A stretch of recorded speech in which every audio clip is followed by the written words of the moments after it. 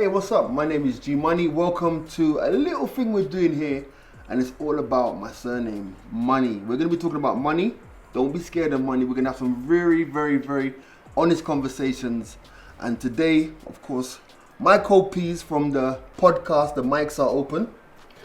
Yeah, you go first. Andy Young. And Calvin. Yeah. All right. Now, on the podcast, we talk about money a lot. A lot. Yeah. Maybe because we don't have money. Well, I mean, money is very important. As you get older, you realize every time you're thinking about payments, you're thinking about work. A lot of people do work because it's all about getting money. When you're moving from one job to another, it's because you want more money. You're trying to get that security that comes with money.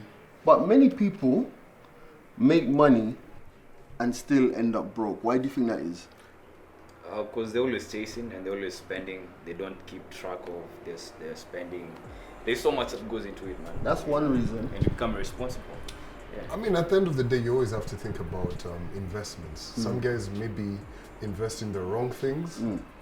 Yes. And others invest in the right things. But you know, funnily enough, Yeah. you guys have made good points, but you haven't attacked the number one cause of why people might work hard and not have dough.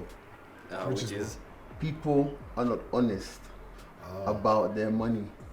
And honesty with finances really scares, especially guys.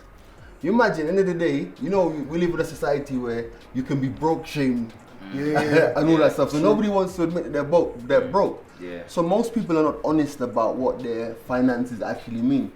Because if you don't honestly know how much you're making, if you don't honestly know how much you're spending, and if you don't have the confidence to say, okay, this is what I can afford, you can end up getting yourself in a lot of trouble. I think that's very important when you think about the peer groups that people are in, right? Because peer groups are all about how much money do you have, where can you guys go, all these different kind of things. And that has trapped a lot of people. Right. Because some guys are out here, actually, not some guys, the banks the other day said that a lot of people are spending more than they earn.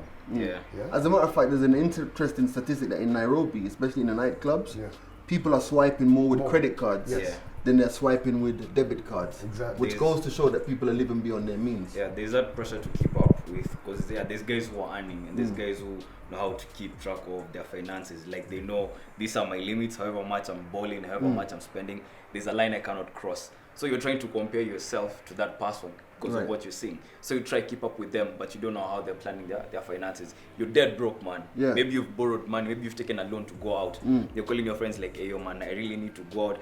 Bruh, if you cannot keep up, don't keep up. I get what you're saying about honesty. Honesty. You're on that chase. You know, you're always on that chase. Honesty is very interesting because if you think about it, so most of the guys who listen to us guys are probably thinking, okay, cool, there's this girl that I want to marry in future and all of that.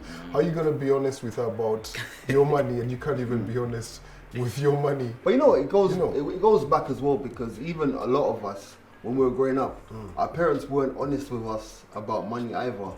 They would just say, don't spend, there's no money, money doesn't grow on trees, make sure you save. Nobody had like, if you think about when you were growing up, you probably just figured it out by going to school whether you were poor or you were rich. There was never a conversation with your parents that was like, okay, this is our financial thing. And what has happened is, I think, as we've grown without financial literacy, we've kind of just been dishonest about where we stay. So the first thing that needs to happen when you begin this journey of financial prudence, of financial planning, you have to be honest about where you are. And the thing about it is, there's only one way you can be honest when it comes to finances, is when you begin to realize how much you're spending versus how much you're making. Very simple, income against expenditure. Yeah.